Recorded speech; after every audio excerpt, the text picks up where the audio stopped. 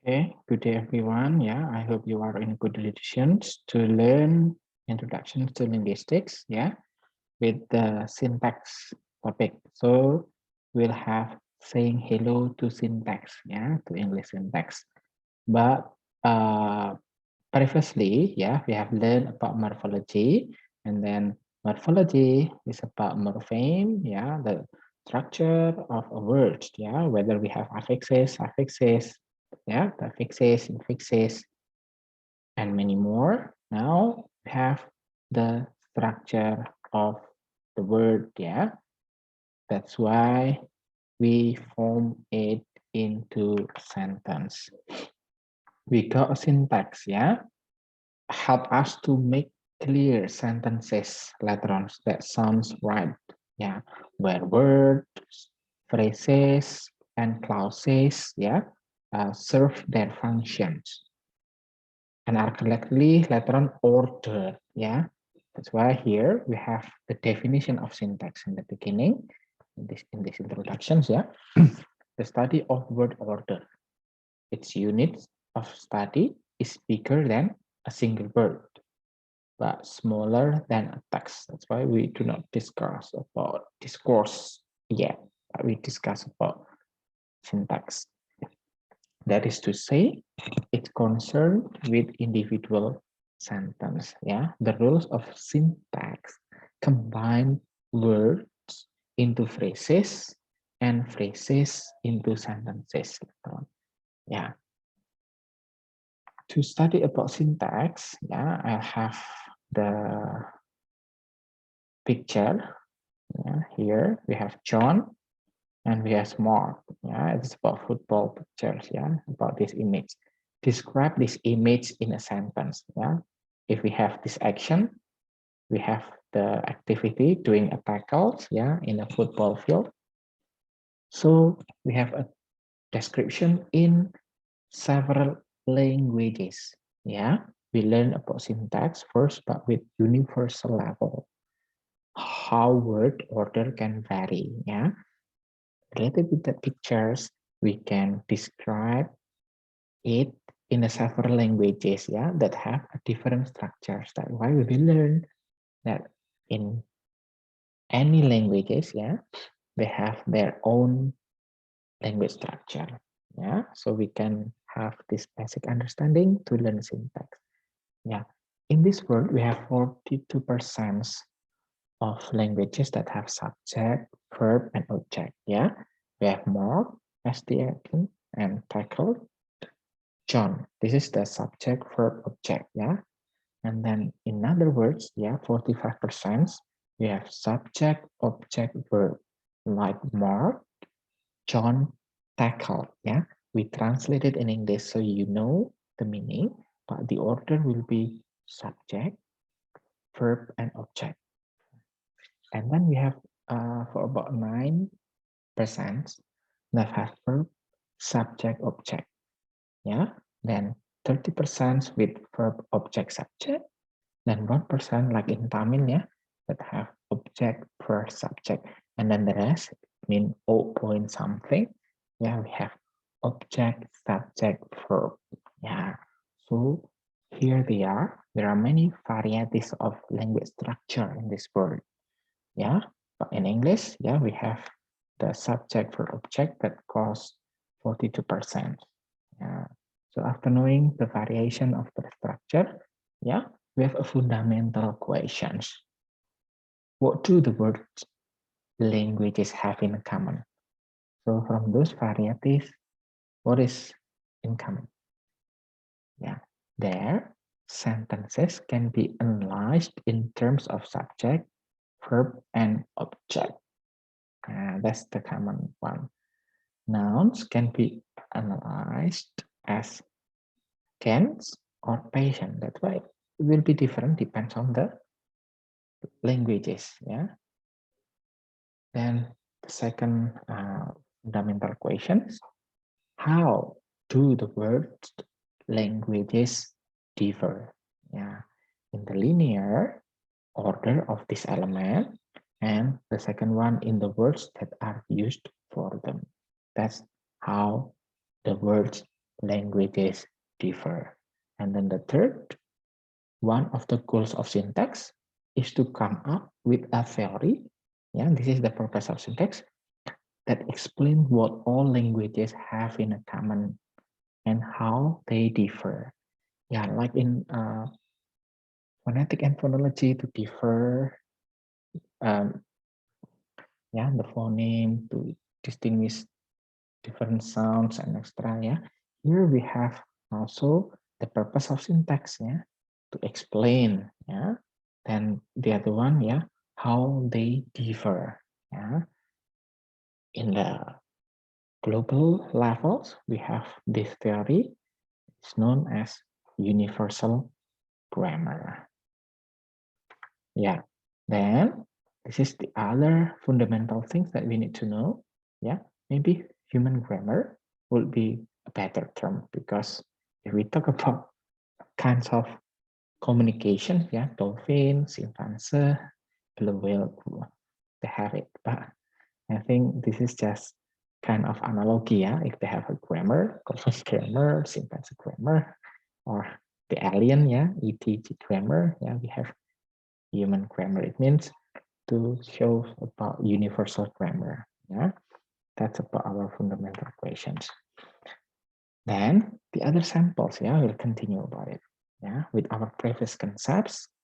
Yeah, with the previous samples, pictures. Yeah, Mark is tackling John. Yeah, this is in English. Then is Mark tackling John? Yeah, with that auxiliary verb is appears to move in front of Mark, yeah, to form question. That's why in English, auxiliary appears. In Indonesia, for example, there will be no auxiliary. Yeah, there's just put WH questions in front of it. Yeah. This phenomenon often referred to as subject auxiliary inversions. Yeah, you have already known it. You have already practiced it. Yeah, during your senior high school, junior high schools, yeah, now in the college, yeah, the undergraduate degree. But the name, maybe you have just known this time, yeah. Currently, you got this understanding, yeah. It's called by subject auxiliary inversion. Now, this terminology we can learn, yeah, in syntax, because we have a kind of pattern, yeah, pattern like subject and verb agreement. That terminology can be learned slowly, yeah, one by one. But this is still about introductions, so we learn in a general.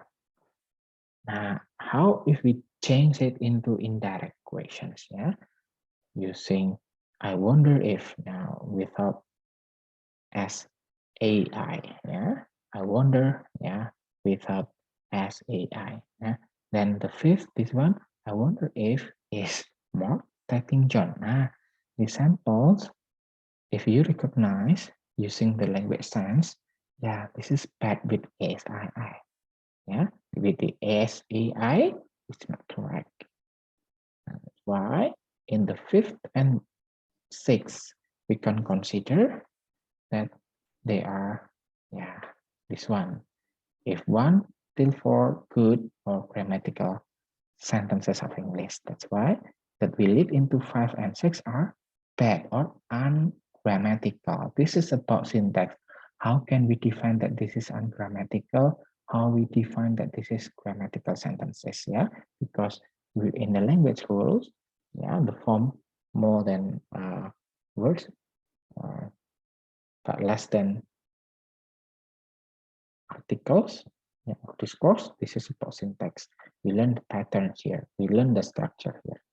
Yeah, you may not able to verbalize this knowledge, however, but we will have the point. Yeah, thus your knowledge of English grammar is tactic or implicit, and then one goal of syntax is to make this knowledge explicit. So once again, mostly in this theoretical class, actually we have experienced it before, yeah, or unconsciously we have it implicitly, but learning syntax, we make something that implicitly into explicitly. Yeah, knowledge explicit, and that's one of the purpose. That's why to make clear sentences that sounds right, so we know the reason. That's why once again we will underline this. You learn it as a teacher. Yeah, a teacher wannabe. Don't accompany your students to learn syntax. Yeah, for example, in senior high school. Yeah, they will have the implementation of syntax through structure or through grammar, but the way we can analyze it into a better one, how to make clear sentences that sounds right, yeah, will be learned by you, and then you can make it easier to explain it to your students later on, because syntax can help you as a teacher once again, yeah, to explain about the structure of a sentence, yeah, through phrases, yeah, clauses, and sentence, whether it is compound, complex, yeah, sentences.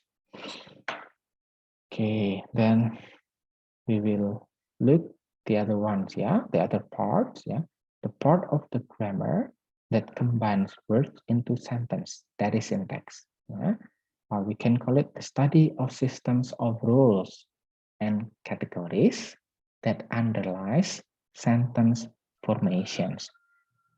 Or the other experts say that the goal of syntax is to come up with the universal principles. Yeah, that's why to describe all language phrases formation procedure.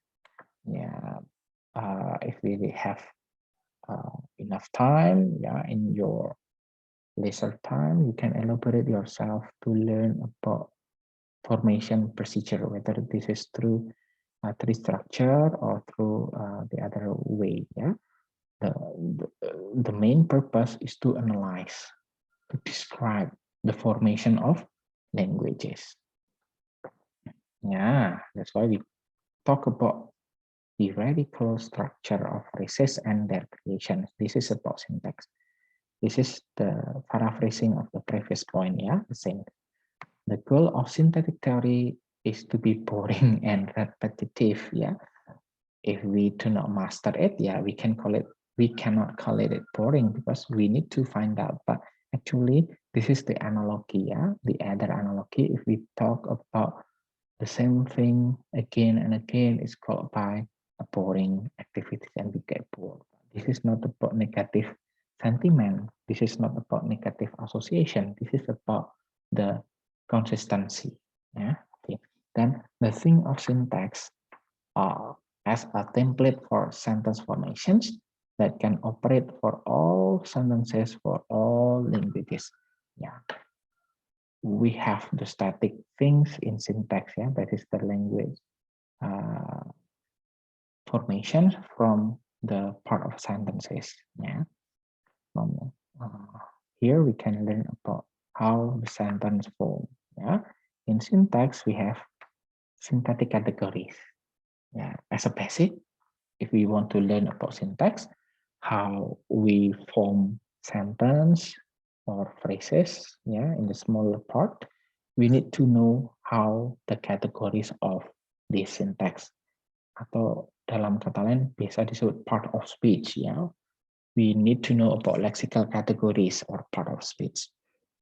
Noun, verb, adjective, preposition, adverb, and so on, yeah, or non-lexical categories from determiner, auxiliary verb, modal and non-modal, conjunction, degree of word, yeah. And then you can learn it in this tabel, or you can have your summary.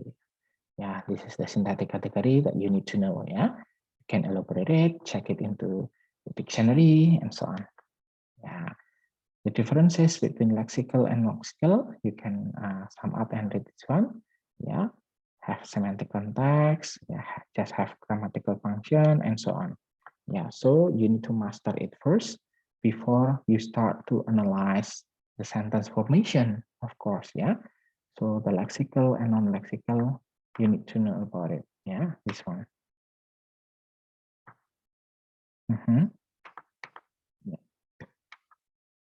Then this is the meaning test. So in syntax, we have meaning test. Yeah, replace the word to indicate that this is the appropriate part of speech. Yeah, for noun, person, or place, or thing, and so on. Yeah, so you have meaning test in syntax. And then the other one, yeah, how to determine syntactic category, we can have inflections test. Okay, you can learn about inflection test, yeah, and read this one. Then how to determine again about syntactic category, we can have the distributions specifier. Yeah, here we skip the exercise. Then we go to the main course. Yeah, if we have phrase structure, sentence formation, yeah, we'll talk about unit of words, but not sentences. Yeah, because if we have sentences, we'll talk about discourse. Yeah, because we talk about paragraph and so on, but we just about we talk about sentence. Yeah, it's formed by phrases or clauses, yeah, or words. Yeah, that's why if we talk about syntax, we talk about phrase. Yeah, its phrase consists of this one. Yeah, head, specifier, and complement. We name it first. Ya, harus belajar dari istilahnya dulu, ya, pembagiannya dulu ya. The way the book groups phrases is called X bar, ya, where X stand for whatever categories you are dealing with. Ini X-nya itu bisa, X can be noun, X can be verb, X can be adjectives or prepositions, ya. Contohnya ini ya, the phrase structure from X bar, ya, can be P, ya, XP for example. Ya, it consisted of, ya, terdiri dari specifier and the X bar. Nah, X bar consists of head and complement. Yeah, this is the three-level structure. Yeah, the head, the X bar, yeah, and the phrase. This is the constituent phrase itself. Yeah, if there is specifier and so on, you can read at these descriptions. Yeah, this is the X schema.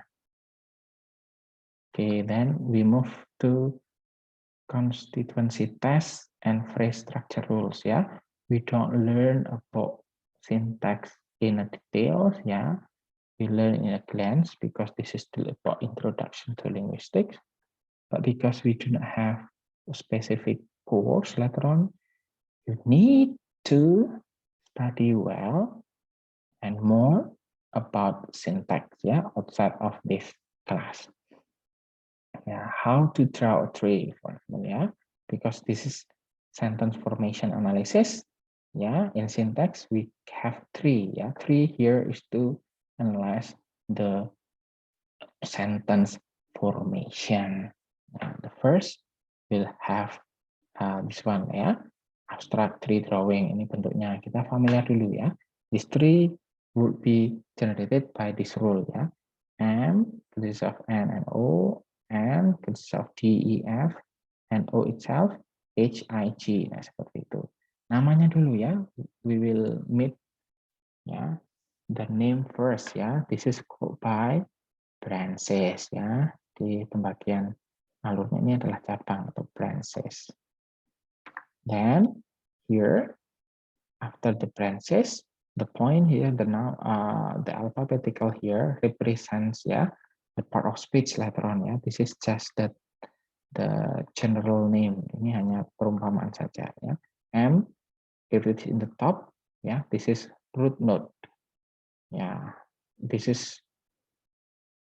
nodes. Semua itu nodes. Tapi kalau yang paling atas adalah root node. Dan the other one, ya, kalau yang tidak di bawah sendiri itu disebut non-terminal nodes. Sama root node itu juga termasuk, it belongs to non-terminal nodes. And then those who are on the basics as the description, yeah, this is terminal nodes. Yeah, so here in syntax, yeah, Kita belajar sederhana dulu. In syntax, you can also form about instead of knowing how to make clear sentences, yeah, you can also learn how to know, yeah, the sentence formations, yeah. The rules of syntax combine words, yeah, once again into phrases and phrases into sentences. Then the set of this rule, yeah, help readers or writers, yeah, can be readers, writers, make sense of sentences, yeah, make sense because implicitly to explicitly. Ya, it is also important tool, ya. Jadi kayak jadi alatnya penulis atau pembaca, ya, that can use to create various rhetorical or literary effect later on if it is implemented, ya. Ya. Then especially in reading, why this is important, ya? Syntax skills help us understand how sentences work, ya, the meaning behind word order itu matters, ya. Structure and punctuation that matters to avoid ambiguity, ya. By providing support for developing syntax skills, ya. We can help the readers, the writers, yeah, understand increasingly complex text, yeah, or in other words, it's called like learning variability in the context, yeah, in the sentences. Then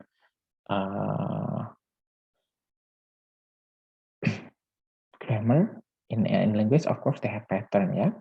And then why this is important and why correct syntax is important, yet of course, it is a tool, yeah, in writing and in reading, yeah, especially in writing to have a proper grammatical sentences, yeah.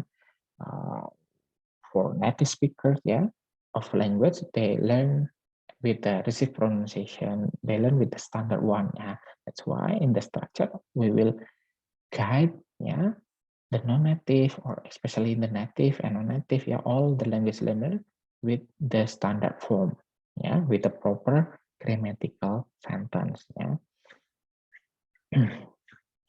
And then once again, if we get back to the first introduction, sometimes we learn it without or